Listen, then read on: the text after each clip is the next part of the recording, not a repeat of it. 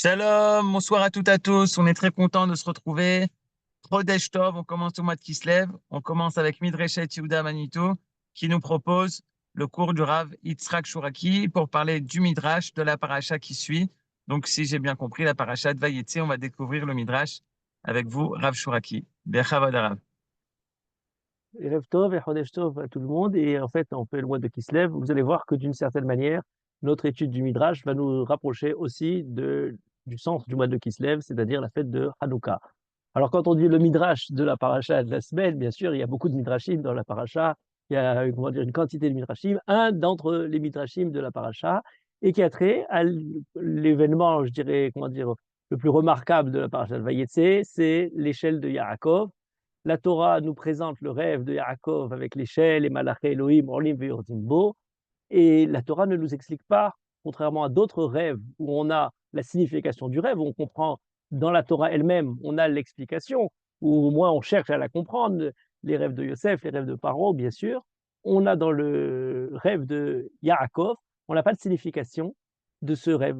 Les Malaché Olim ve'Yordim, la Torah elle-même ne nous renseigne pas sur le Nimshal, que signifie ce rêve, et du coup, ça a donné aux commentaires tout au long des siècles, à Chazal et ensuite tous les Parshanim, a donné énormément d'explications différentes pour expliquer la signification de ces rêves-là. Le Rambam tout seul donne 3 explications différentes de l'échelle dans le Moreh Nevuchim. Rabbi Yitzhak Abravanel donne 8 explications différentes dans son commentaire sur la Torah. C'est dire que chaque Racham propose, et on a bien sûr les plus classiques, par exemple celle des anges d'Eretz Israël qui raccompagnent Yaakov, et les anges de Chutz La'aretz qui viennent prendre la relève. On a l'explication des différents empires qui montent et puis qui finalement redescendent. Ils arrivent à leur apogée et ensuite ils arrivent à leur déclin. On a une explication qui traite du rapport de l'âme et du corps qui viennent dans ce monde, qui remontent dans le monde supérieur, des pensées qui viennent dans le monde. On a différentes manières d'entrevoir, voilà, parmi les plus classiques. Or, il y en a une qui est très surprenante et qui a trait comment dire, un aspect pardon, on retrouve parfois dans, comment dire, dans le Midrash, des choses qui semblent être totalement surréalistes, qui semblent complètement en dehors, je dirais, de la consistance concrète dans le monde. Et on a une description de l'échelle qui nous est faite dans le Midrash, qui est rapportée dans le Talmud, dans Masechet Hulin, Daf Tzadi Aleph, et qui dit la chose suivante: Kama rochvo shel asulam. De quelle largeur était l'échelle de Yaakov? On se dit, bon, une échelle, ça ne doit pas être tellement large, hein. Et là, pour le Talmud, on nous dit Shmonat alafim parsaot. Shmonat alafim parsaot, c'est quelque chose d'absolument, comment dire, considérable. Une parsa, ça représente 4 kilomètres. Shmonat alafim parsaot, on est dans des distances terribles. Et on se pose la question, mais comment est-ce qu'on peut considérer une échelle qui soit aussi large que ça? Et bien entendu, quand on a des midrashim de ce style, alors on a une manière très, comment dire, facile, je dirais facile, en tout cas, la stratégie pour commenter ce genre de midrashim-là, elle est par exemple posée par le Maral de Prague, c'est de nous expliquer que les chiffres ne signifient pas quelque chose de concret, de quelque chose de tangible dans le monde réel, mais ont une signification, sont des chiffres archétypes qui représentent certaines idées, et le Maral propose une lecture qui essaye d'expliquer ce midrash-là de manière comment dire, imagée, comme les chiffres qui représenteraient une certaine idée, et il ne faut pas prendre ça au sens premier des choses. Et pourtant, il y a des Chachamim qui nous disent non, il faut rester avec le paradoxe, avec le problème. Par exemple, le Rav Ben Ishraï, qui a écrit comment dire, un gros volume, même 2 commentaires différents, sur les Haggadot, sur le Midrash, et qui s'appelle Ben Yehoyada, et un deuxième qui s'appelle Benayahu. Et dans son commentaire Ben Yehoyada, Rabbi Yosef Haïm de Bagdad, fin du 19e siècle, début du 20e siècle, explique en disant mais il n'y a pas de quoi s'étonner au niveau concret. Le paradoxe physique d'une échelle qui se trouverait à Bethel, Yerushalayim se rapproche de cet endroit-là, l'endroit du Beth Amikdash, et en même temps une taille extrêmement gigantesque de l'échelle, pour la raison suivante, c'est que tout ce qui trait à la relation de l'espace du Beth Amikdash, de Yerushalayim, de Eretz Israël, est quelque chose qui défie les lois de la physique, qui défie la consistance concrète des choses. un exemple plus classique, on nous parle du Aaron Abéri. Dans le Beth Amikdash, il y avait dans le Kodesh HaKodashim, dans le Saint des Saints, le Aaron Abérit où se trouvait l'étape de la loi, et dans le Aaron Abérit, on nous dit Aaron Ukruvim Enam Minamida. Ça veut dire quoi, Aaron Ukruvim Enam Minamida? Ça veut dire que c'est un objet à l'intérieur du temple qui ne prend pas de place. Et pour cause, on nous dit la distance qui est dans comment dire, la largeur de la pièce en question est de 20 amot, 20 coudées, et on a du premier mur jusqu'à l'endroit du haron 10 coudées, et de la fin du haron jusqu'au mur d'après 10 coudées. Donc si on a 10 coudées d'un côté, 10 coudées de l'autre côté, eh bien qu'est-ce qui reste comme place? On a déjà rempli les 20 amot, les 20 coudées. Et par conséquent, le Talmud nous dit, Aaron ou Kruvim et Naminamida. C'est un lieu un objet qui ne prend pas d'espace dans le lieu, qui remet en question les règles de la physique normale, simple. La notion même d'espace est remise en question. Et ça ne s'arrête pas simplement dans cet exemple-là. On a beaucoup d'exemples en question. Par exemple, on nous dit quand le peuple juif allait faire la prière au Beth Amikdash, pour les 3 fêtes, tous les juifs arrivent au Beth Amikdash, et on nous dit au Beth Amikdash, ayu omdim tefufim ou mishtachavim revuhim. Ils étaient serrés tellement qu'il y avait du monde, une foule immense qui est trouvée dans le temple, mais au moment de se prosterner, donc il faut prendre plus de place, eh bien, ils avaient chacun tout l'espace, alors que quand ils étaient debout, ils étaient là compressés les uns contre les autres. Et Bichlal, pas simplement Beth Amikdash. On nous dit la même à Yerushalayim, parmi les différentes caractéristiques de la ville, eh bien, lorsque la masse de gens venait au pèlerinage des Shloshet HaRegalim, Lo Amar Adam, Tsarli Amakom, She'alin Birushalayim. Personne n'a dit, le lieu Yerushalayim est trop étroit pour moi, il manque de la place, je n'ai pas d'endroit pour pouvoir dormir. Tout le monde se retrouvait. Alors on l'explique généralement en comprenant la gentillesse, la bienveillance des gens qui reçoivent les autres, du rapport de l'un vis-à-vis de l'autre. Pour le Ben Ishraï, ce sont des exemples dans lesquels les dimensions de la surface qui se retrouvent dans de l'espace sont remises en question. Et dans le Talmud, on a encore d'autres exemples. On nous parle par exemple de Eretz Israël, qui dans son ensemble est appelé Eretz Hatzevi. Et on nous dit pourquoi elle est appelée Eretz Hatzevi? Eh bien, pour nous dire que comme la peau du tzvi, lorsqu'on peut la tirer et elle peut devenir énorme, de la même manière, lorsque le pays d'Israël, lorsqu'il y a peu, il devient de peuple, il rétrécit, et lorsque le peuple juif rentre en Eretz Israël, le pays lui-même s'allonge, comme si Amélie, il respirait, il était lui-même avec différentes dimensions, quelque chose de surprenant. Peut-être le plus d'entre toutes les dimensions surprenantes, c'est lorsqu'on nous parle de la dimension du Gan Eden. Alors là, on a une Gemara dans Masechet Pesachim qui nous dit le monde dans lequel nous vivons, le Olam Hazé, il représente 1/60 du Gan Eden. La taille du Gan Eden est 60 fois plus grande que le monde. Et le Ben Ishraï dit oui, mais c'est très bien, mais sauf que le Gan Eden, il y a aussi le Gan Eden Tarton qui se trouve dans le monde. Alors si le monde, il est 1/60 du Gan Eden, 60 fois plus grand que le monde, comment le Gan Eden peut se trouver dans le monde? Tous ces éléments-là amènent le Ben Ishraï à nous dire les règles de l'espace, du territoire sont remises en question par la Torah. Toutefois, il me semble qu'on peut poursuivre cette idée et comprendre le Midrash de manière absolument éclairante en faisant une petite remarque qui est très intéressante. Je disais tout à l'heure, le chiffre, c'est 8000 parsaot. On n'a pas expliqué dans cette explication du Midrash pourquoi ce chiffre de 8000. Or, il a quelque chose de particulier, c'est que à Jérusalem, si on prend la latitude et on voit tout le parallèle qui passe par Jérusalem, tout autour du globe terrestre, on a 40 000 mètres carrés, 40 000 mètres, pardon, 40 000 kilomètres, c'est la circonférence de la Terre à l'équateur. Mais si on arrive au niveau de Yerushalayim, eh bien, c'est 32 kilomètres. 32 kilomètres, c'est exactement 8000 parsaot. Si une parsa, c'est 4 kilomètres, 8000 parsaot, c'est 32 000 kilomètres.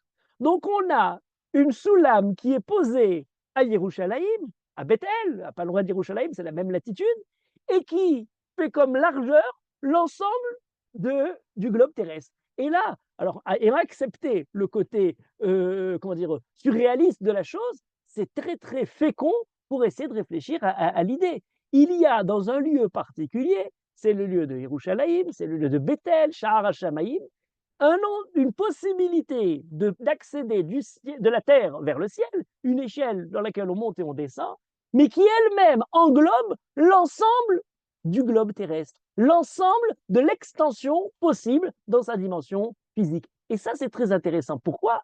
Parce que dans la paracha de Vayetse, on a un long développement qui a trait au problème justement de l'espace. Vayetse Yaakov sort justement de son endroit, de là où il était, Beersheva, et il va dans un autre endroit et on nous parle dans en dehors de son endroit de quelque chose d'intéressant. Il vient de sortir de l'endroit où il se trouve, Vaïsgar Bamakom. Il rencontre un endroit. Et on dit non, cet endroit-là, c'est pas un endroit, Bamakom, c'est pas Makom dans son nom, c'est Akadosh Baruch Hu. Makom est une manière d'exprimer Akadosh Baruch Hu. Akadosh Baruch Hu, Mekomo Shel Olam, Ven Olam Mekomo. Ah ben tiens, voilà encore le paradoxe du Galéden de tout à l'heure. Akadosh Baruch Hu, qui ne prend pas de consistance physique, bien entendu, eh bien, il est lui-même, Mekomo Shel Olam, le monde entier repose à l'intérieur, est entièrement, englobé dans Akadosh Baruch Hu, et on ne peut pas dire pour Akadosh Baruch Hu qu'il est lui-même, présent dans les dimensions de l'espace, sans quoi on arriverait à l'idolâtrie, on lui confinerait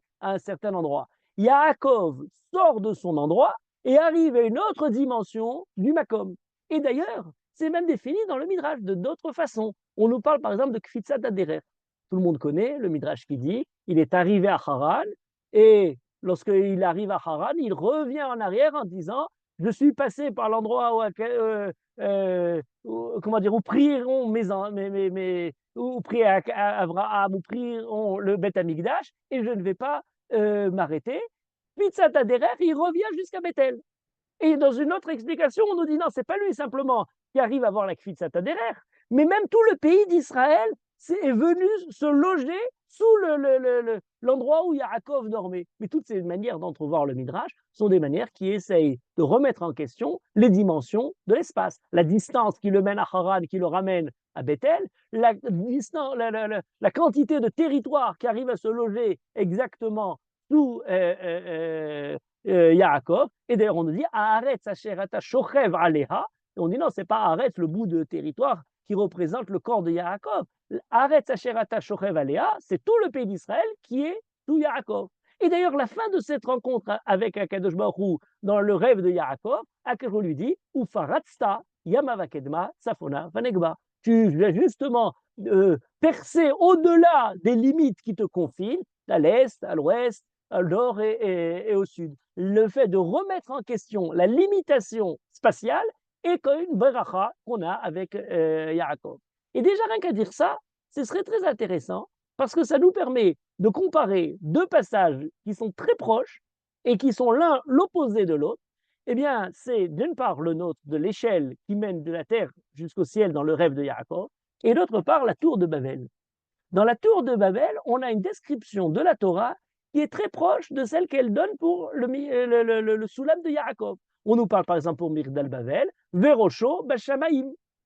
Dans le Soulam Yaakov, Verosho Magia Shamaima. Voilà, les deux sont définis de la même manière. Le nom même de l'échelle de Yaakov, on nous dit Enzekim Bet Elohim Veze Sha'ar Shamaim, la porte du ciel. Or, donc on a à la fois l'idée de Bet Elohim et Sha'ar Shamaim. Dans la Migdal Bavel, on a le nom de Bavel qui prend le sens de Balal Hashem dans la Torah, mais on nous dit, lorsqu'on cherche un peu d'où vient ce mot Bavel, Bab Ili, qui veut dire la porte des dieux, des divinités. En effet, les Babyloniens pensaient qu'en montant dans ces ziggourats très hautes, on accédait à la divinité. La porte Sha'ara Elim, de l'autre côté, Bet Elohim faisait Sha'ara Shamaim. La volonté de l'homme d'accéder justement, de monter vers le ciel, la définition des Malaché Elohim, Olim, qui monte, Veordimbo. On a Akadosh Baruch Hu qui descend pour voir la ville et la Migdal, dans la Migdal Bavel. D'autre part, on a Akadosh Baruch Hu Nitzav Alav. Akadosh Baruch Hu se trouve en haut de l'échelle. Et on a même dans le détail de tout ce passage-là, puisqu'on nous décrit Vateilahem à l'Evena le Aven. Il y a quelque chose qui tourne autour de la façon des briques avec lesquelles on construit la tour de Babel. La Levena s'est transformée en pierre. On faisait des briques artificielles. Et c'est avec ces briques-là qu'on a réussi à construire la tour. Or ici, on prend à Even, la pierre que Yaakov prend, elle devient une matseva, elle devient justement un autel sur lequel il va verser, faire l'offrande à Kadosh Baruch Hu, et la base de ce qui va devenir le Beth Amikdash. Et tout ça tourne autour d'une idée. Alors je dis, bon, pour l'instant, je ne fais que donner quelques éléments de rapprochement, mais pour nous, en ce qui nous concerne, l'idée de l'espace par laquelle on a commencé, l'idée de cette échelle qui a des dimensions qui dépassent les limitations spatiales, eh bien, l'idée de la tour de Babel commence par une description de la Torah qui dit Vaihi benosam mikedem. Ils sont partis vers l'est. Et à propos de la Migdal, de la Soulam de Yaakov, on nous dit exactement la même chose, puisque après Yaakov, après avoir vu le rêve du Soulam, il est à l'air, Arza Pene Kedem, il va justement vers la terre de l'Est. Et ce qui était punition pour les gens de la tour de Babel va se retransformer comme une beracha pour Yaakov. Donc là, on prend maintenant quelque chose qui donne presque un contraste, une opposition de l'un à l'autre, puisque suite à la tour de Babel, Vayafet Hashem Otam Alpene Kol Haaretz, Akadosh les a et Fitz Otam, le fait d'être dispersé sur toute la terre, c'est une punition.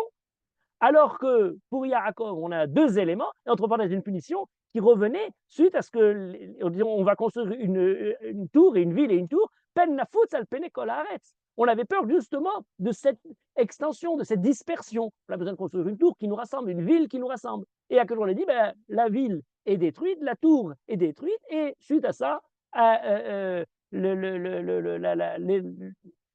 l'humanité se disperse tout au long de la terre. Alors que dans l'histoire de Soulam Yaakov, on nous dit Venivrechu becha kol mishpechot Adama, on a encore le rapport à toutes les nations, Va'ashivoticha el Adama azot, et je te ramènerai vers cette terre.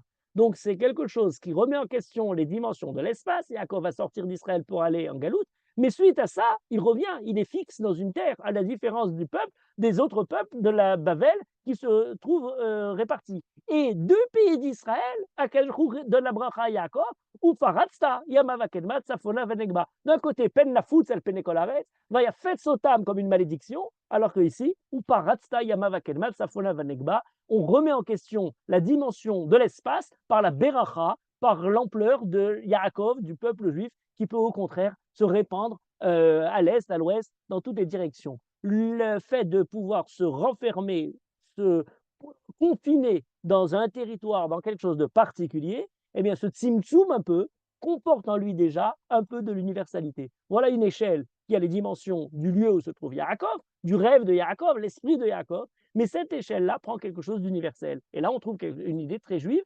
puisqu'on a tout au long de la Torah une idée fondamentale selon laquelle on accède à l'universel à travers le côté particulier, singulier, extrêmement différencié du peuple juif par rapport aux nations. Et remarquez d'ailleurs que lorsqu'on parle de Sha'ar HaShamayim, dans ce passage-là de l'échelle, c'est que Sha'ar, c'est la porte du ciel. Mais dans quel sens?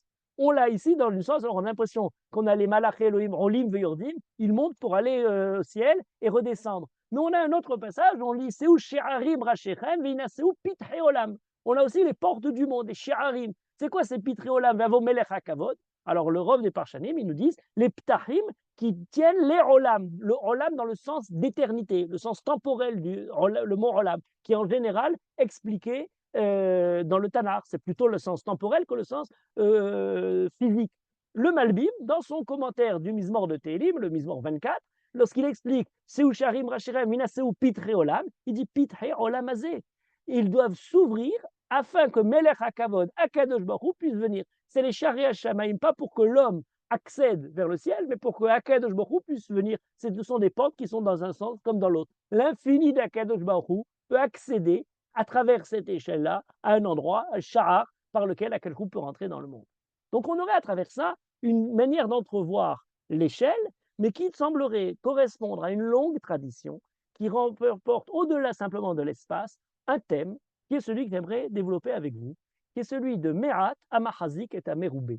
Me'at Amachazik et Ameroubé, ça veut dire quelque chose qui en soi, Mu'at, peu, faible, petit, mais qui peut contenir en lui Meroubé, plus que ça, comment dire, quelque chose de multiple, quelque chose de grand, alors que lui-même est tout petit. À l'image de cette échelle-là, qui est elle-même dans un endroit particulier, mais qui a la largeur de tout le globe terrestre. Merat Amahazik et Ameroubé est une idée qui revient tout au long de la pensée juive. On l'a chez des Mekoubalim, on l'a dans les, comment dire, chez les commentateurs, on l'a dans beaucoup de drachot, on l'a aussi dans la Chassidoute. Et un de ceux qui peut-être a poussé cette idée comment dire, à son excès peut-être de Me'at Amachazik et Ameroubé, c'est le rabbi de Braslav, Rabbi Nachman de Braslav. Dans une de ses histoires, il a comment dire, une histoire, peut-être une des histoires à rallonge les plus longues de toutes ces histoires-là, c'est l'histoire des Sheva Kabtsanim. Et dans l'histoire des Sheva Kabtsanim, il arrive toujours un mendiant, 7 mendiants, et il y a un mendiant qui est Giben, qui est bossu, et ce mendiant raconte quelque chose, et il dit, il y a des gens qui seront mis à faire la concurrence, à essayer de faire le concours de celui qui aura le plus la mida de Morat, Amahazik et Tameroubé. De quelle façon on peut réfléchir à cette notion-là? Le peu qui contient comment dire, le nombreux, le moindre qui contient le plus, et il y a des gens qui se sont mis à faire et chacun essaie de surenchérir en disant moi je connais encore mieux cette notion-là. Et on a presque une liste qui nous est dressée dans cette histoire-là pour développer, et chacune est plus intéressante que les autres. La première par laquelle il commence, il dit ben moi je sais où j'ai la mida de Me'at Amachazik et Tameroubé, c'est tout simplement l'esprit de l'homme. L'esprit de l'homme est justement dans un homme particulier, dans une concentration relativement faible, eh bien l'homme peut contenir en lui Alfe Verevavot, Bne Adam, Vetzorchem. Il peut contenir en lui la pensée de toutes les différentes créatures, d'énormément de monde, d'énormément de personnes. On pourrait penser à ça simplement à la pensée, à l'esprit effectivement, Merat, Amachazik et Ameroubé, Merat dans sa consistance biologique, qui est Machazik et Ameroubé dans l'extension spirituelle, mais ça peut aussi parler d'autres domaines. Lorsqu'il dit qui est Machazik, Alfe Verevavot, Bne Adam, Vetzorchem, et leurs besoins. On pourrait penser par exemple au pouvoir, à la politique, à celui qui justement dirige et qui doit prendre en conséquence, prendre en conscience l'ensemble des besoins de l'ensemble de ces sujets. Et donc, Me'at Amachazik et Tameroubé pourrait être perçu justement comme la manière de faire, comment dire, coïncider pas simplement un ensemble agrégat humain, mais qui arrive à se focaliser dans une personne qui prend en elle le compte de l'ensemble des besoins d'une population. Et puis ensuite, il continue, il dit, bon, ça c'est facile. Il y en a un qui dit, mais moi j'ai mieux que ça. Mieux que ça, je connais un endroit où il y a une montagne qui est entièrement faite de déchets. Har Shel Ashpa. C'est intéressant.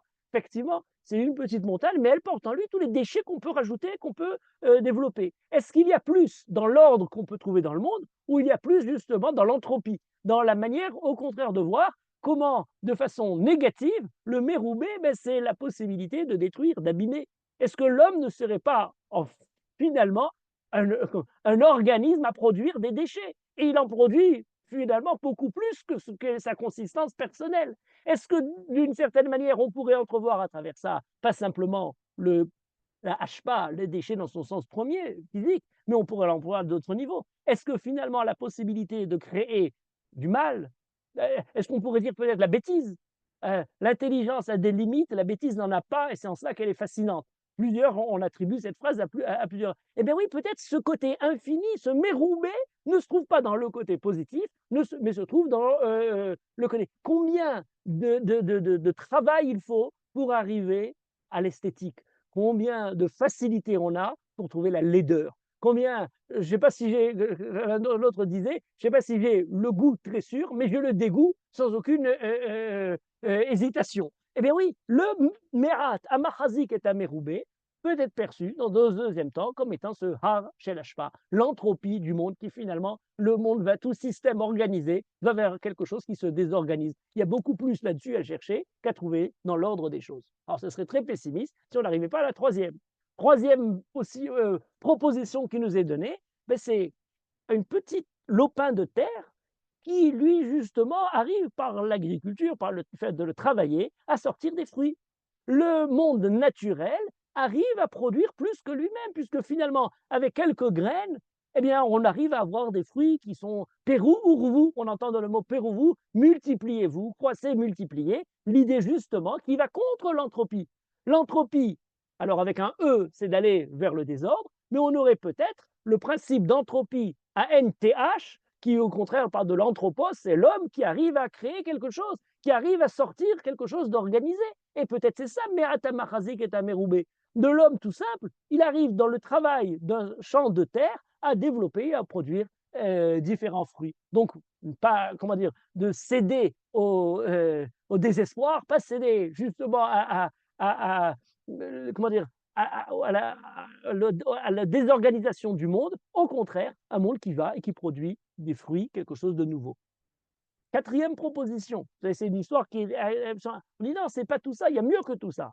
C'est un jardin dans lequel les gens qui se promènent, eh bien, il y a plein de gens. Le jardin lui-même est petit, mais à force de passer, il y a plein de gens qui passent et qui arrivent justement à arriver dans ce petit espace, ce jardin, eh bien, les gens vont se promener. Et les gens qui vont se promener sont nombreux. On pourrait dire, font du tourisme. Le tourisme, Merat, Tamarzik et Tameroubé. Vous avez une tour, la tour Eiffel, il y a plus de 6 millions de touristes par an qui viennent la visiter. Merat, un endroit petit, mais qui est justement renouvelé par les personnes en question. Ou alors peut-être c'est pas simplement par le tourisme, mais tout simplement la société, les relations humaines. Il débordement de la personne, du nombre de personnes qui composent le groupe. Finalement, peut-être dans ce bel endroit, ce jardin où les mondes, on aurait peut-être une autre idée, qui se rapprocherait toujours de ce côté social de la chose, eh bien, le chesed, l'achnasatorchim, au-delà justement du pouvoir, c'est la possibilité de pouvoir donner avec peu de ressources quelque chose qui déborde sa personne pour aller vers les autres. Voilà une deuxième possibilité optimiste, qui n'est pas simplement dans la terre qui fructifie, mais dans les hommes qui se promènent ensemble.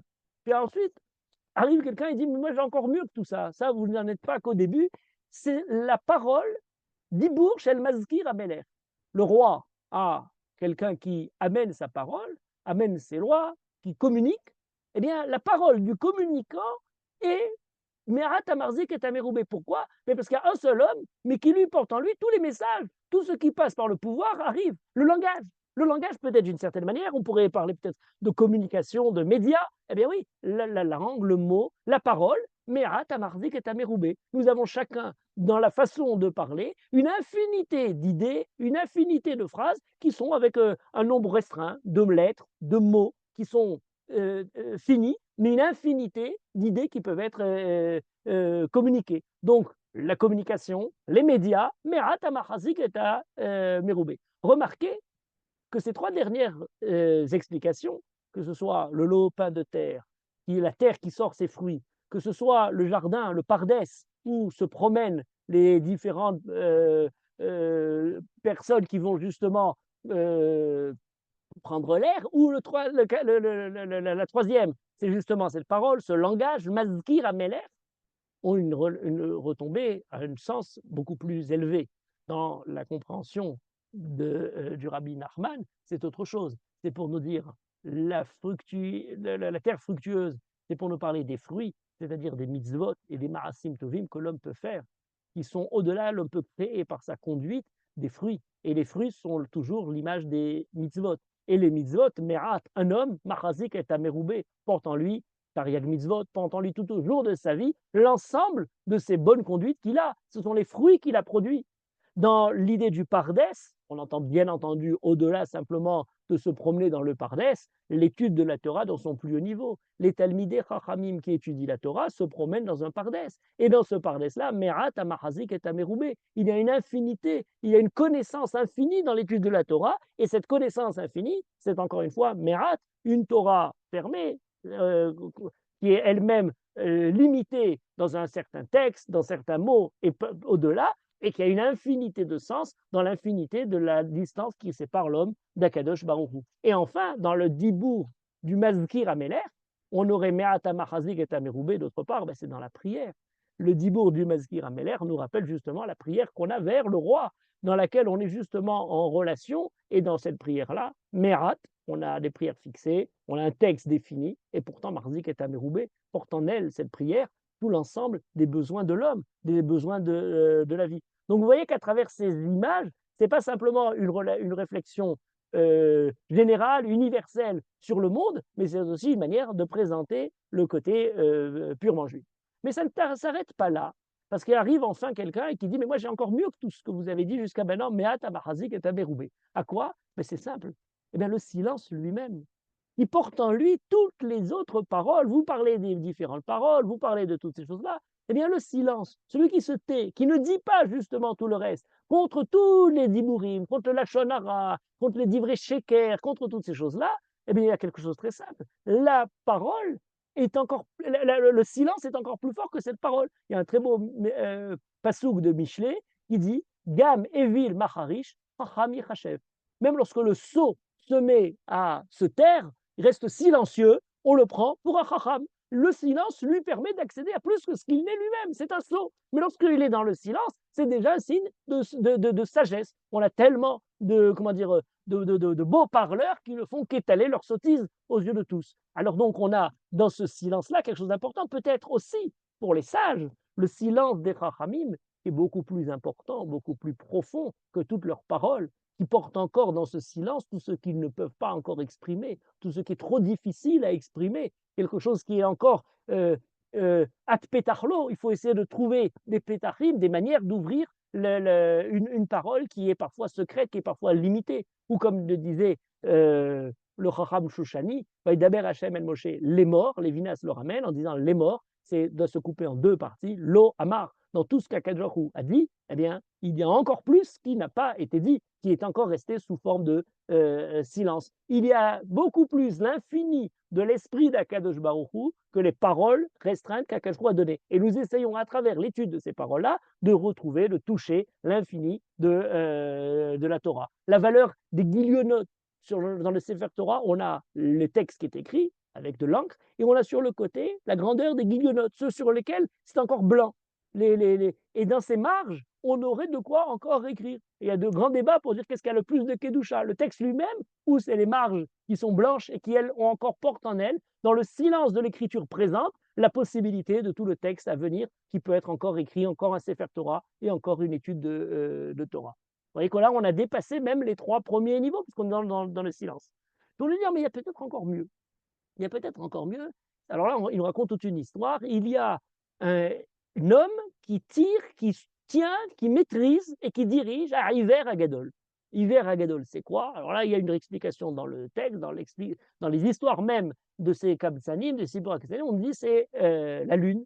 La lune est appelée à Iver Agadol et il y a quelqu'un qui maîtrise leur lune. On sait que c'est les Chachamim qui décident du Rosh Chodesh, les Chachamim qui décident. Bon, on ne voit pas pourquoi il y a une idée de Merat à Machazik et à Meroubé. À moins qu'on entrevisage que ce Iver Agadol, ce serait peut-être une manière de définir la nature, et il y a pour l'homme, qui est lui-même restreint, qui est Merat, eh bien la possibilité d'organiser, de diriger, de maîtriser et de donner à l'existence, à la création d'Akadosh Baruch Hu, à changer, à lui donner par son mérite ou par sa conduite la possibilité de la développer. Et donc on a dans le travail même de l'homme et du tzaddik en particulier et du Ham Israël d'une manière générale la possibilité d'être Merat, mais qui est Machazik et Tameroubé, qui donne la force pour justement une nature qui serait aveugle, une nature qui serait indifférente, une nature qui n'aurait pas de caractéristiques morales de bien et de mal inscrites dans les lois de la physique, la science indifférente à la morale serait maîtrisée par justement la conduite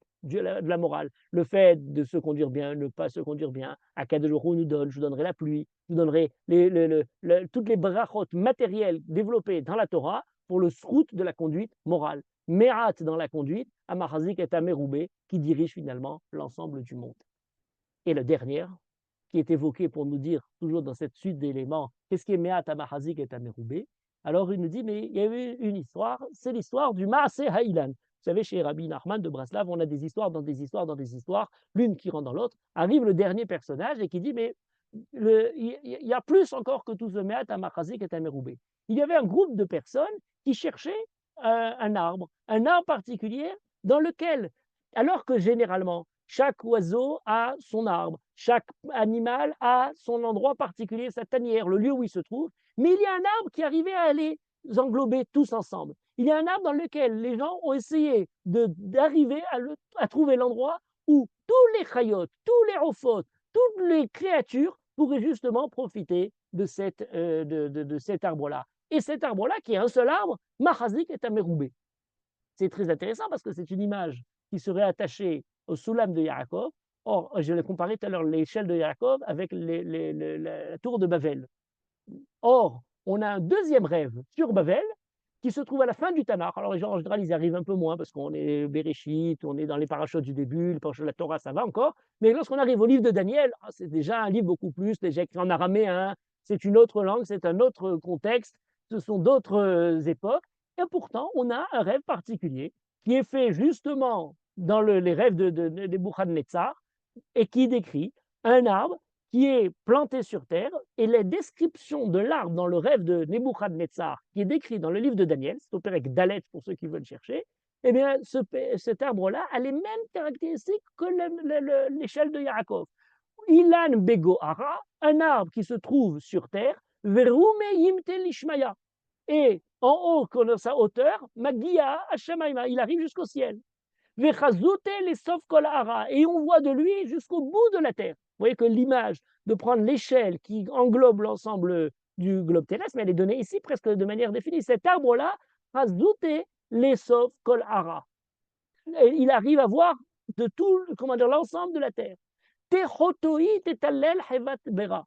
Sous cet arbre-là, trouve le refuge, trouve l'ombrage, les différents animaux sauvages. Des anfohit sur ses branches, sur ses différentes branches, Yedurun Tsipare Shemaya, vont pouvoir habiter les oiseaux du ciel. Umine Yidzin Kolbisra, et de cet arbre-là sont alimentés tout l'ensemble des créatures. Voilà un arbre, un machal, le machal d'Arachvérosh. Or, de Nebuchadnezzar. Or, il y a quelque chose de surprenant, c'est que dans son rêve, arrive tout d'un coup un ange qui décide de trancher cet arbre-là, de détruire cet arbre-là. Goudou Ilana, détruisez cet arbre-là. Et Daniel, qui doit expliquer le rêve à Nebuchadnezzar, lui explique, mais ce rêve, c'est le rêve des grands empereurs. C'est le rêve de celui qui croit avoir un pouvoir qui arrive justement à recouvrir l'ensemble du monde, sur lequel de proposer un arbre avec son feuillage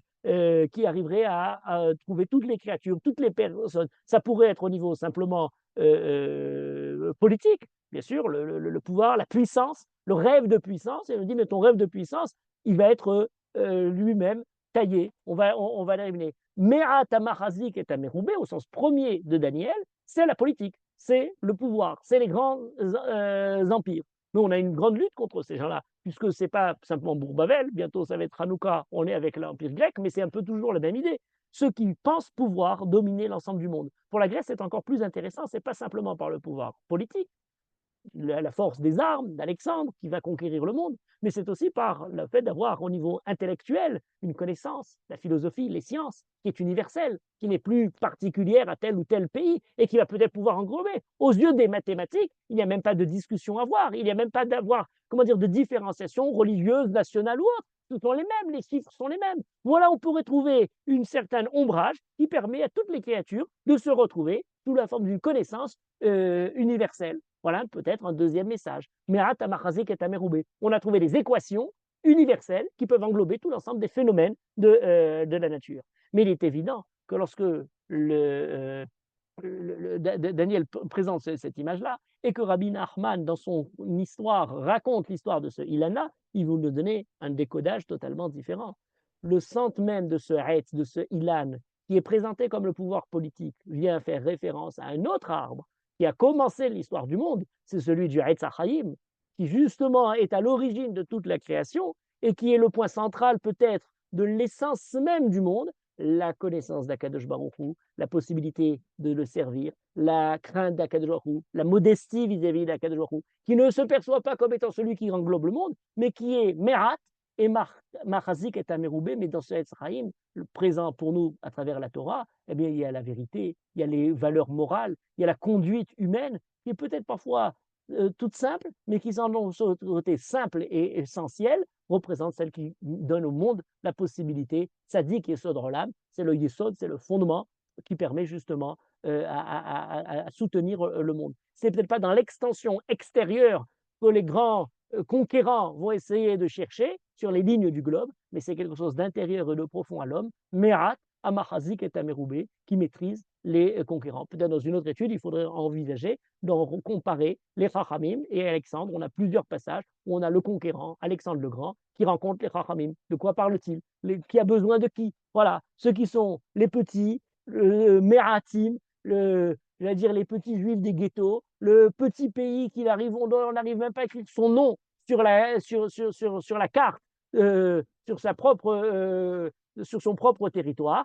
Et on a à côté de ça, mais tous les puissants du monde, tout le monde qui est intéressé, Mahazik et Ameroubé. Vous voyez que là, on arrive à quelque chose de très profond. Mais à travers ça, on pourrait continuer.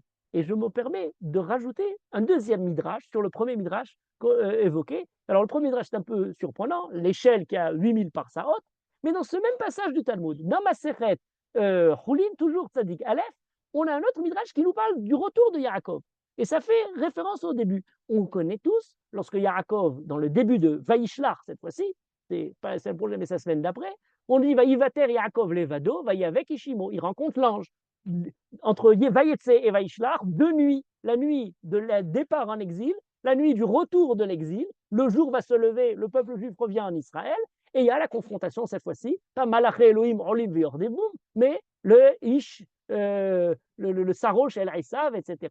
Le côté isolé de Yaakov, la solitude du peuple juif devant le prince de Isav, la révélation de Péné Elohim, le nom même d'Israël qui nous est donné dans cette nuit-là.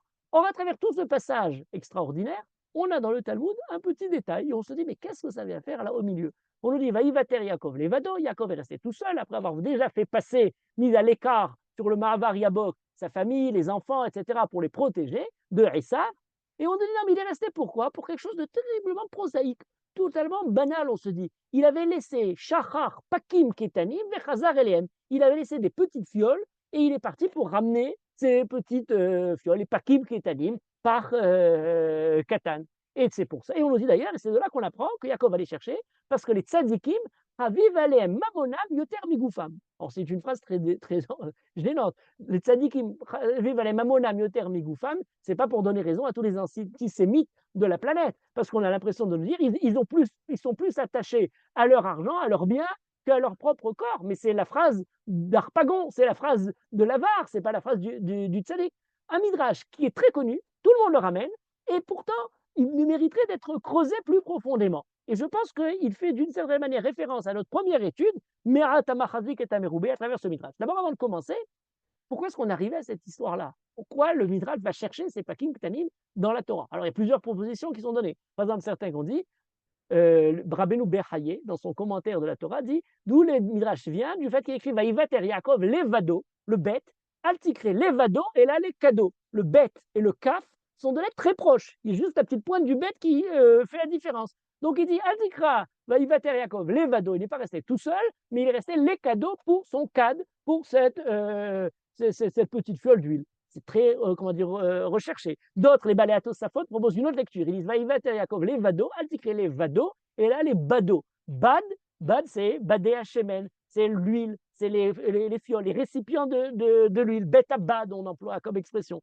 Donc, de dire Vaïvater Yaakov les bado, pour pouvoir amener ça. Bon, enfin, dans les deux, on est en train de pourquoi on a besoin d'arriver à ce genre d'explication-là. Alors, il y a des réactions gentilles, je dirais agréables. Par exemple, Rabbeinu Bechaye nous dit, pour savoir que lorsque les enfants qui auront besoin, alors là pour lui les petites fioles, c'est l'image, j'allais dire des biberons, des enfants qui peuvent boire, ils ont besoin de biberons. Pour ne pas que les enfants qui ont besoin d'être alimentés avec ces petits kadim qui est anime, eh bien, Yaakov, c'est le père de famille exemplaire. Il va ramener en pleine nuit, il se lève en pleine nuit pour aller donner les biberons à ses enfants. Il est celui qui se lève en pleine nuit pour aller essayer de retrouver le bakbouk, les pakim des petits-enfants. Pour aller retrouver les petits-enfants, ce serait déjà Me'at Amachazik et Ameroubé. Il ne rencontre pas les enfants, il ne rencontre pas les pakim, il rencontre Akadosh Baruch Hu, l'ange d'Akadosh Baruch Hu, qui se présente à lui. Il reçoit son nom par cette délicatesse qu'on connaît d'ailleurs chez Yaakov, puisque ce n'est pas simplement pour les enfants, on a aussi pour le bétail. On nous raconte que quand il revient, ou le miknehu à sa soukot, il veille à ce que le bétail ne soit pas trop exposé au soleil. Il lui crée justement les soukot. La première fois qu'apparaissent les soukot dans la Torah, c'est là son attention pour ne pas que les animaux souffrent, son attention pour justement apporter, remplir son rôle vis-à-vis des enfants. C'est très gentil, c'est très beau comme idée. On se dit c'est quand même peut-être plus profond que simplement cette explication-là. Dans le Talmud, on a à propos de ces tzadikim, chez Mamonam Chaviv Alehem Kegoufam, quelque chose d'étonnant, parce qu'on nous dit, on a en même temps une critique. C'est-à-dire, d'un côté, on nous dit va chercher ça, mais on compare les différents midrashim qui sont proposés, on a des midrashim parfois qui sont opposés. Et on nous dit, lorsqu'il y a qui vaillait avec Ishimo, l'ange de Esav lutte avec Yaakov, on nous dit à quoi lui est apparu l'ange de Esav? L'Achilistos Nidmalo. L'Achilistos Nidmalo, il lui est apparu comme un bandit, quelqu'un qui cherche justement la possession, les biens matériels. Et il leur dit, les Etson, les Etson. L'un a du bétail, l'autre a du bétail. Les Gemalim, les Gemalim. L'un a des chameaux et l'autre a des chameaux. Le premier a dit à l'autre, Aver et Sheli, Avir et Shelcha, fais passer chacun de l'autre côté mes biens. Le Malach a fait passer, et ensuite Yaakov, en un instant, et ensuite Yaakov est parti chercher et revient. Et Yaakov n'en finit plus, jusqu'à ce que l'ange lui dit dans ce midrash-là, mais Fachef, tu es un magicien, d'où tu as tellement du bétail. Le bétail continue, et il y en a tellement, il y en a encore, il y en a encore, il y en a encore.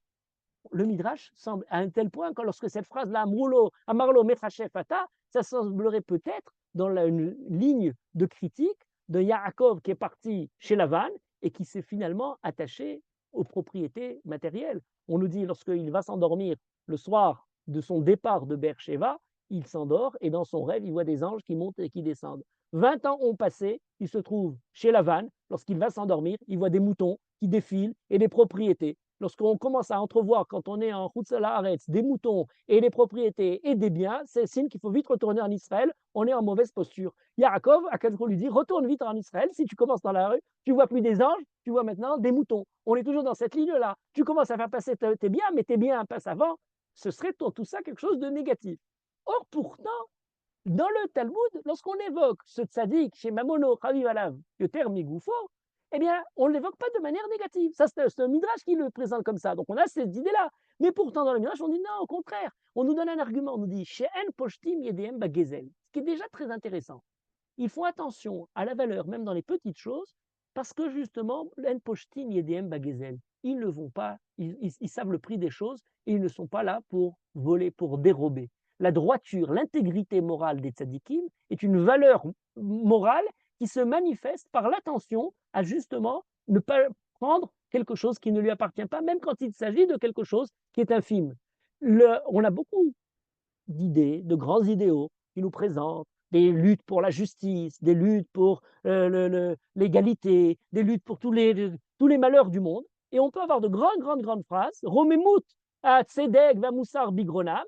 Et je dirais pas Cherev Pipiot Beyadam, mais Cherev Kadim Ktanim Beyadam, mais des petites entailles, des petites manières de passer outre ces grands idéaux dans ce qui concerne des relations immédiates, des relations humaines.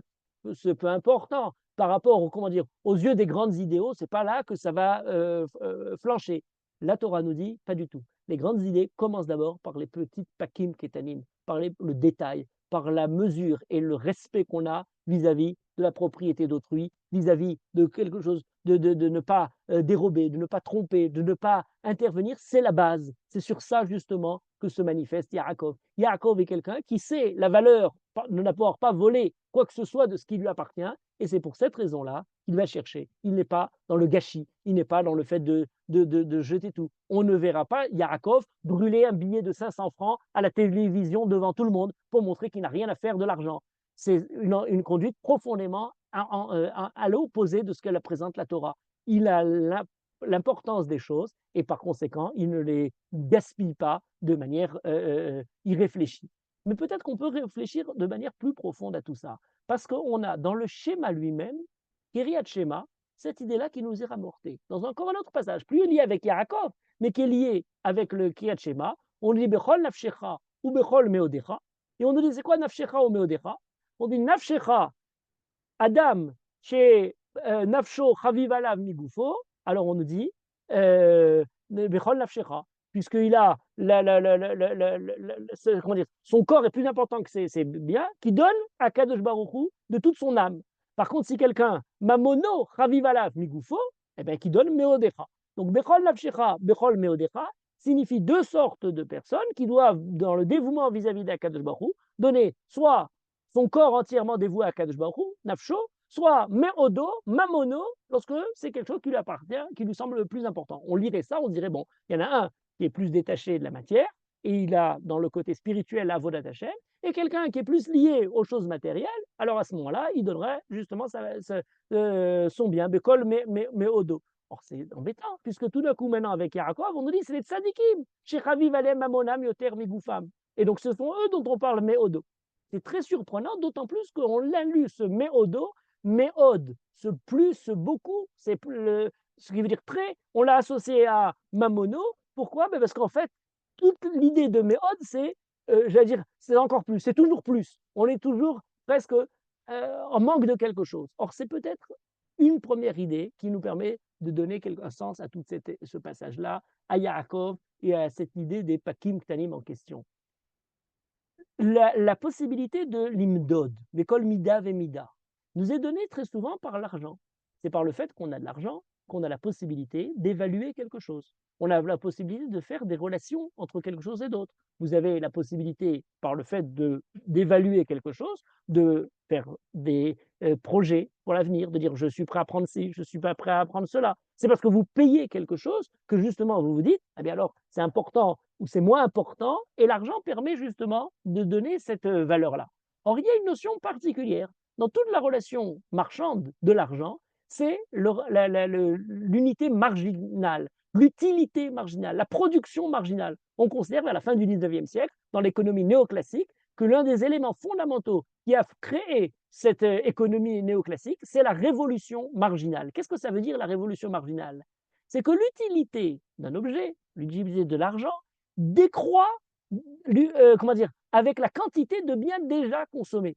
Ce qu'on appelle l'utilité marginale. Il ne faut pas l'avoir quand on en a peu, mais lorsqu'on en a déjà beaucoup et qu'on additionne encore quelque chose d'autre. Celui qui l'a développé et qui a reçu, comment dire, entre autres pour ça, le prix Nobel, c'est Samuelson, un juif, en 1970, qui parlait d'unité marginale de faim ou l'unité marginale de queue. Je vous donne un exemple très simple pour comprendre. C'est très simple. Vous prenez un verre d'eau. Eh bien, un verre d'eau, lorsque c'est le premier verre d'eau, que vous êtes dans un endroit où vous avez soif, vous avez vraiment envie, besoin de cette eau-là, la disponibilité d'un bien dans un endroit donné, il coûte très cher. Oui, mais quand vous rajoutez encore un deuxième verre d'eau et un troisième verre d'eau, et comme ça, à la fin, le dernier verre d'eau, sa valeur, son utilité marginale en fin de course n'est plus du tout utile. Il décroît le prix, cette valeur du prix décroît, plus on en a. Ça dépend, c'est pas pour tout le monde la même chose. Par exemple, pour des diamants, l'utilité marginale de fin est plus importante. Parce que vous avez un petit diamant, mais un plus gros, mais un plus gros, mais un plus gros. Alors quand vous en avez tellement, ça devient beaucoup, au contraire, il est de plus en plus cher par le fait justement qu'il est gros. Cette idée est très intéressante, pourquoi? Parce qu'elle nous donne quelque chose d'essentiel du rapport entre celui qui a beaucoup et celui qui a beaucoup moins. Pour le pauvre, pourquoi on nous parle de nafsho? Ce n'est pas pour parler du tzaddik ou de celui qui est avare ou qui garde son argent. Pour celui qui n'a rien, le hani, eh bien, ce peu d'argent, ce peu de bien qu'il a se transforme pour lui en nafsho, en son âme. Il y a un passouk du Sefer Devarim très intéressant qui dit on ne doit pas retarder le salaire qu'on doit à un ouvrier, le alanat sachar. Et il y a un passouk qui explique ça en disant Ve'elav ou nosé et nafsho. Et c'est à ce salaire où nosé et nafsho, il élève, il aspire de toute son âme. L'argent qui lui est donné est l'argent qui le fait vivre. Ce n'est pas l'utilité marginale de faim, il n'ayant rien, eh bien cet argent, c'est le mot hébreu damim, qui signifie à la fois l'argent et à la fois damim, la vie, le sang, la possibilité de vivre. Eh bien le damim de l'argent se transforme pour lui en nafsho, en damim dans l'autre sens de damim. Ne pas prendre conscience de la valeur de celui qui n'a rien et qui pour lui, ce peu qu'il a, c'est déjà le dernier, parce qu'il n'en a pas plus ensuite, eh bien c'est peut-être un peu sous la forme de, comment dire, qu'on devrait être de Resh, Tumata et Shuléa. Shuléa, c'est la valeur Shulit, c'est la valeur extrême. Eh bien c'est dans cette Shuléim, c'est dans la réflexion vis-à-vis de ce qui reste de façon marginale, qu'on a peut-être la réflexion profonde sur le rapport moral vis-à-vis de l'argent, vis-à-vis de la possession. Les tzadikim sont ceux pour lesquels la valeur de l'argent a la même valeur que l'utilité marginale du pauvre. C'est-à-dire qu'il n'a presque rien. Chaviv Alehem, pourquoi? Parce que le pauvre, c'est l'utilité de son dernier. D'ailleurs, vous remarquerez qu'on a entre Yaakov et Esav un débat qui est juste posé sur cette question-là. Esav dit Yesh li rav, j'ai beaucoup, en se disant j'ai beaucoup, mais je peux en avoir encore plus. Le mot rav, par son idée de ribouille, est quelque chose qui se multiplie, qui peut continuer. C'est une valeur, la valeur choulite, ben, on en a tellement beaucoup que ça vaut plus rien, le peu qu'on peut rajouter. Alors que Yaakov lui répond Yesh li kol, c'est tout ce que j'ai tout. J'ai tout dans le sens, ce que j'ai, c'est tout ce que je retiens. C'est la valeur marginale du pauvre. Yesh li kol, j'ai tout. Je ne suis pas dans l'attente de quelque chose d'autre, et par conséquent, c'est quelque chose qui nous est donné. Zemaché yesh li. Voilà ce qu'on pourrait comprendre dans cette lecture de Esav et de Yaakov. Et c'est ce qui nous permet de comprendre, par exemple, les mitzvot essentiels de la Torah. Par exemple, dans le Sefer HaChinour, on a la mitzvah de Bal Tashrit, qui est d'expliquer dans ce sens-là, ne pas gaspiller. Il dit pour apprendre la med et nafshenu, les ehov et atov, pour justement apprendre à apprécier la beracha d'Akadosh Baruch Hu, le bien, l'utilité qu'Akadosh Baruch Hu nous donne, d'aimer quelque chose qui est ce que nous donne dans le peu qu'on a, et bien malgré tout d'utilité. Or, le Bal Tashrit est très intéressant. Si on a plein de choses, on dit bon, ça n'a aucune valeur, je n'ai pas d'utilité. Malgré tout, l'interdiction de Bal Tashrit nous permet de continuer à être reconnaissant vis-à-vis d'Akadosh Baruch Hu, même dans ce qui n'est pas utile, même dans ce qui n'est pas utilitaire, même dans ce qui n'est pas simplement un besoin. Lorsqu'on continue à adhérer à cette idée-là, la Toilette n'est plus le point essentiel qui est recherché. Au contraire, c'est ce qui nous permet de garder la reconnaissance, même pour des petits détails. Les tzadikim sont ceux dans lesquels Mamonam, c'est-à-dire le peu, même ce qui est moindre, à l'instar du Rani, est pour lui quelque chose d'important, même lorsqu'il en a beaucoup, eh bien, il continue à avoir apprécié la beracha de ce qui lui est donné. Vous remarquerez que Yaakov, lors de notre début de notre paracha, arrive à Luz. Et de ce Luz, c'est très intéressant, il n'a rien. Il arrive en ayant tout perdu. D'après le Midrash, on l'a tout pris, Eliphaz lui a pris. Haserkol, il prend, mais venez à Makom, il prend les pierres. C'est quoi les pierres? Mais c'est rien, c'est les cailloux, c'est ce qui ne vaut rien. Et il arrive à transformer Merat, ces petites pierres, ou ça Mera Ashota, et il transforme, ça devient une Matseva. Et on a de là quelque chose d'important. Vea Even Azot, ça devient une Matseva. C'était les petites pierres. Il a fait quelque chose qui devient Méroubé. Remarquez la bizarrerie du texte. Vea Even Azot, Asher Samti Matseva, Yihye Bet Elohim. Vous entendez l'erreur, ce qui semblerait une erreur de grammaire. Vea Even Azot. La pierre est employée au féminin, comme on s'y attend. Le mot Even, Even Gedola. En hébreu, le mot pierre, comme en français, est féminin. À Even Azot. Asher Samti Matseva. Matseva est aussi féminin.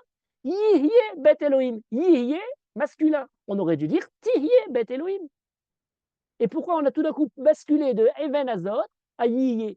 Le Midrash donne la réponse. Il nous dit cette pierre-là, qui semblait être quelque chose d'insignifiant, tel qu'il a de celui qui ne possède plus rien, qui a tout perdu.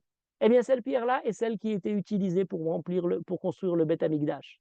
Et cette pierre-là, on la mettait, alors il y a plusieurs versions de ce midrash. Lorsqu'on l'a construite dans le Beth Amikdash, elle tombait à chaque fois, elle ne restait pas, jusqu'à on l'a fixée dans le Kotel Ma'aravi, et elle s'est appelée Even Ma'asu Abodim Ayeta les Rosh Pina. Cette pierre qui n'a pas justement contribué, qui n'est pas la pierre la plus remarquable, est devenue celle qui était le fondement de toutes les choses. De l'endroit qui ne va pas bouger, l'endroit qui ne sera pas détruit, le Kotel Amaravi. Certains disent, dans une autre version de ce midrash-là, Pirkei des Rabbi Eliezer, Akadosh Baruch Hu a pris cette pierre-là et il l'a fixée dans la terre, dans le théum, dans le fond de la terre, où il se trouvait l'Even Ashtia, la pierre sur laquelle le monde a été créé. Yihye, d'après ces deux midrashim-là, c'est soit le côté la Maravi, soit le Yesod du monde, Yihye Bet Elohim. Cette pierre-là se transforma comme le Yesod, le principe fondamental sur lequel le monde repose. Vous voyez que la pierre insignifiante, ce qui semblait être quelque chose de totalement délaissé, Even Maasu Abonim, ont méprisé les bonim, devient les roches pina, la terre justement de plus importante. Et là, on retombe sur nos pakim aktanim de manière très intéressante, parce que cette pierre du début de Parashat Vayetze, les pakim aktanim du Midrash de début de Vayishlach, nous ramènent, je disais en commençant, aussi vers le mois de Kislev et le Hanouka. D'après une certaine tradition, on dit dans la suite de ce Midrash-là, Akadosh Baruch Hu a dit, c'est une tradition qui est rapportée par le Maharshal, et qui dit la chose suivante. Akadosh Baruch Hu amar le Yaakov. Ata masarta nafshecha al par katan bishvili. Tu es parti en prenant conscience de l'importance une petite fiole, et c'est là qu'il faudrait la traduire fiole qu'on a tous en tête sur Hanouka. Ani beatzmi hashalem levanecha bepar shemen katan livne hashmonai. Shenaase nes al yedei par katan. Ce petit pakim ktanim que Yaakov va chercher, ce sens-là du me'at amachazik et ameroubé, c'est justement ce que le peuple juif a pour l'histoire de Hanouka. Yaakov va ramener la fiole qui permettra à Hanouka de donner, pas la fiole elle-même, mais le principe qu'Akadosh donne comme miracle au peuple juif. Et ça, c'est très intéressant. Pourquoi? C'est parce que toute la fête de Hanouka, c'est la fête de Me'at HaMachazik et Ameroubé. Verabim, Beyad Me'atim. Par Katan Shel Shemen, qui brûle au-delà de ce qu'il peut. Il contient dans ce par Katan, au-delà de toute chose. Toute l'histoire du peuple juif est basée sur ce principe de Me'at HaMachazik et Ameroubé. Lorsque Yaakov, sur une échelle particulière, entrevoit l'universel de la création, lorsque pour des pachim kétanim, il entrevoit la possibilité de remercier Akadosh pour l'universalité des bienfaits qu'il nous donne, eh bien, à Hanouka, nous précisons le côté katan, part du peuple juif, petit parmi les nations, mais qui malgré tout porte en lui, je veux dire, l'universalité d'un sang des nations, et ce n'est pas pour rien les nations. Ceux qui nous aiment, comme comme nos détracteurs et qui nous détestent, reconnaissent cette centralité de ce petit peuple, de ce petit pays. Rabbi Tzadok HaKohen, dans son commentaire de Hanouka, rajoute un point intéressant. Il dit les Pakim Ktanim, ce sont les Nefashot Avoudot d'Israël. Il y a aussi pour le peuple juif des juifs qui sembleraient périphériques, qui sembleraient oubliés, ceux qu'on aurait l'impression de ne pas prendre en considération. Yaakov ne revient pas en Israël en laissant loin de lui les Pakim Ketanim. Même les vases brisés, même les vases qui ont été dénigrés, même ceux qui sembleraient n'avoir rien, eh bien cela aussi, l'attention de Yaakov, c'est d'essayer de les ramener, c'est d'essayer d'allumer la lumière de Hanouka, même des Pakim les plus Ketanim, même des Pakim qui sembleraient les moindres. Même dans ceux qui sembleraient insignifiants, eh bien c'est ceux-là même qui sont restés fermés avec le sceau du Kohen Gadol, ceux qui ne se sont pas justement devenus impurs, qui ne sont pas devenus impurs par l'ensemble des Grecs. Et d'ailleurs, le Shla rajoute encore un élément très intéressant. Il est écrit Vateka kafierer Yaakov, le kafierer, la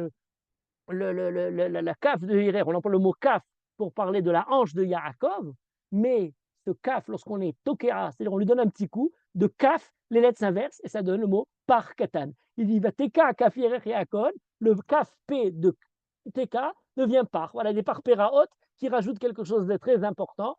Vous me permettrez de terminer tout ça avec quelques mots qui ont été écrits par William Blake, le grand poète anglais, mais qui donnent un peu cette idée-là de Me'at HaMachazik et Ameroubé, voir le monde dans un grain de sable et le ciel dans une fleur sauvage, tenir l'infini dans la paume de la main et l'éternité dans l'heure qui vient. Je dirais ça un peu différemment, parce que pour le peuple juif, ce n'est pas tenir l'infini dans la paume de la main, mais non pas par ce que l'on tient, mais par ce que l'on donne, mais parce qu'on arrive par le Hesed à donner, et bien c'est ça qui nous rapproche un petit peu de l'infini d'Akadosh Baruch Hu.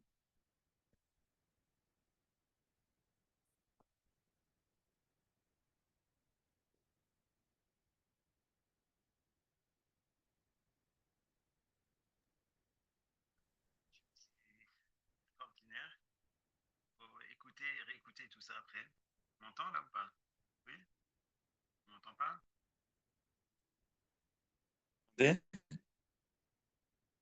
Ah voilà, j'ai un problème. Je disais, comme d'habitude, c'est extraordinaire. Il faut écouter et réécouter pour bien comprendre. S'il y a des questions, et voilà, vous pouvez maintenant ouvrir les micros pour intervenir.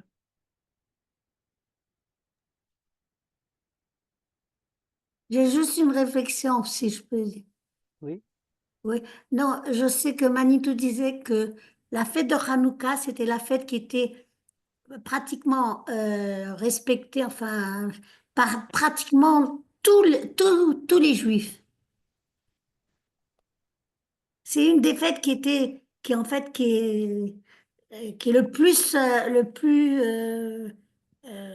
comment on dit, comment on pourrait dire, Célébrer.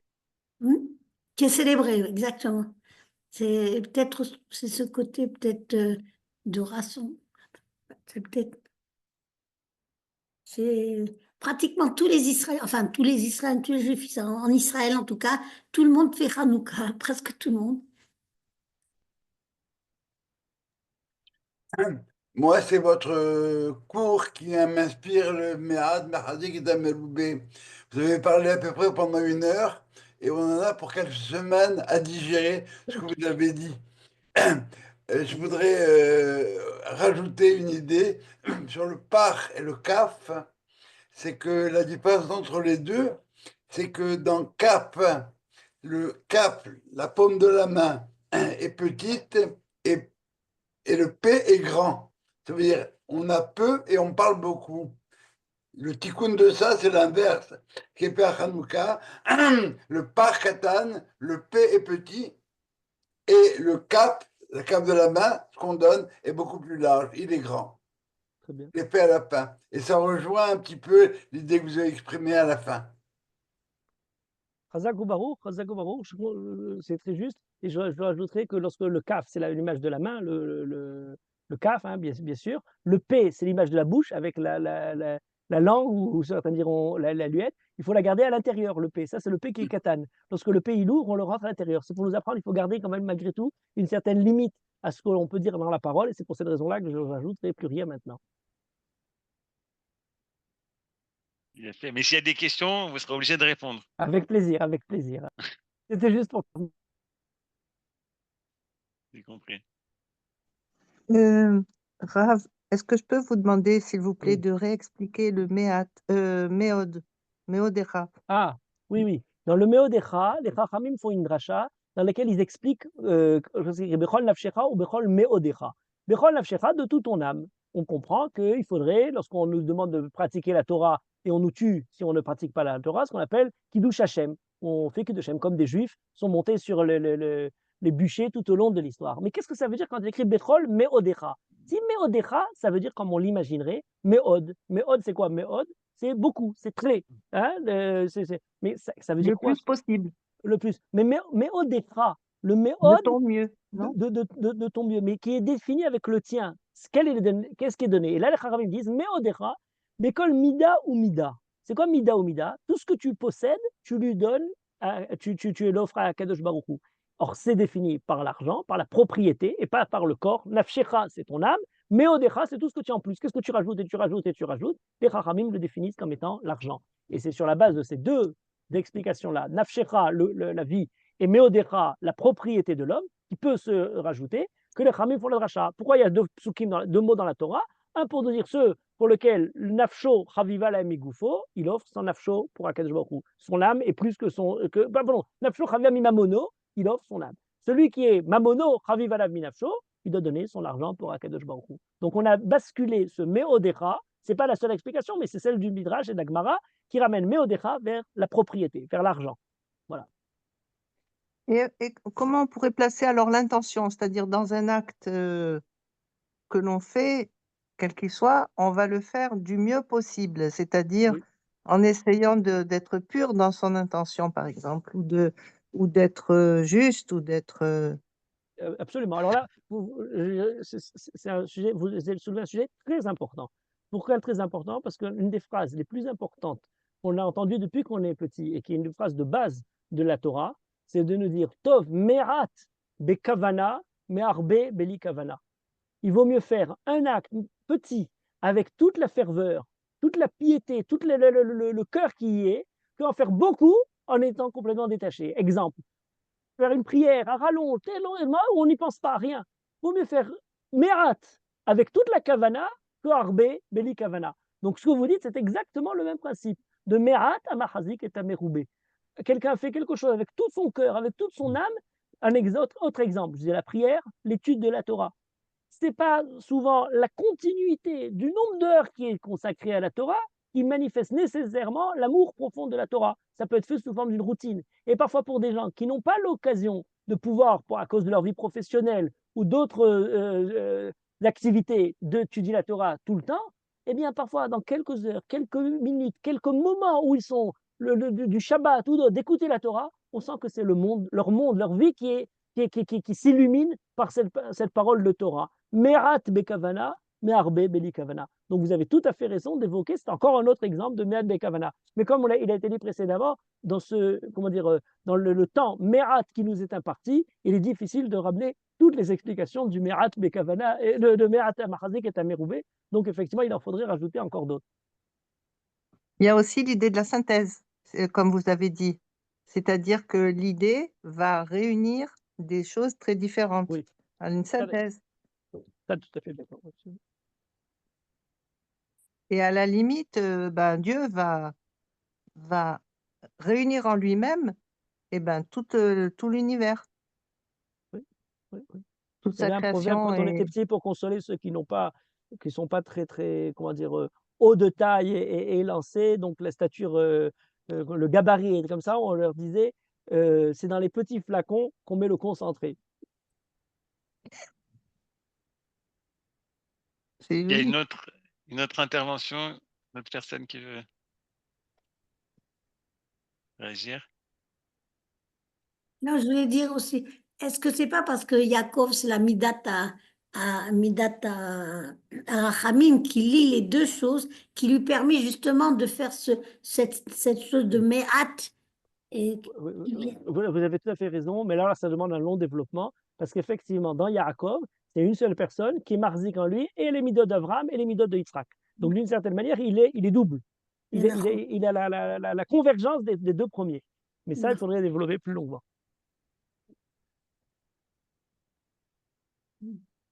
Toda Rabba, merci beaucoup, Rav. Chodesh Tov à tous. תודה רבה. Amen.